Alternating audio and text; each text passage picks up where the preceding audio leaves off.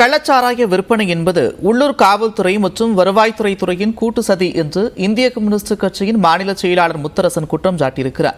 இது தொடர்பாக நமது சிறப்பு செய்தியாளர் பாலவேலுக்கு அவர் அளித்த நேர்காணலில் இதற்கு காரணமானவர்கள் மீது கடும் நடவடிக்கை எடுக்க வேண்டும் என்று கேட்டுக் கொண்டிருக்கிறார். சட்டபூர்வமாக விற்கக்கூடாது என்று சொன்னாலும், சட்டவிரோத செயல் என்று சமூகவிரோத செயல் என்று சொன்னாலும் கூட உள்ளூர் காவல்துறை, மதுவிலக்கு பிரிவு, வருவாய்த்துறை அத்தனை பேரையும் ஒரு கூட்டு சதி. இது கல்வராயன் மலையில் சாராயம் காய்ச்சி அங்கிருந்து வருதுன்னு சொல்றாங்களே, அது குறித்து அரசு தீவிர நடவடிக்கை எடுக்கணும்.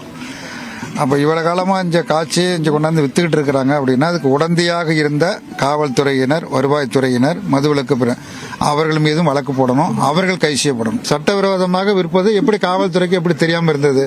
அப்போ வாரம் அரசாங்கம் கொடுக்குற சம்பளம் அல்லாமல் இது ஒரு கிம்பளமாக வாரம் வாங்கிய காரணத்தினால் ஏற்பட்ட விளைவு. அதனால அவர்களும் நடவடிக்கை எடுத்து அவர்கள் மீது எஃப்ஐஆர் போடணும், அவர்களும் கைது செய்யப்படும்.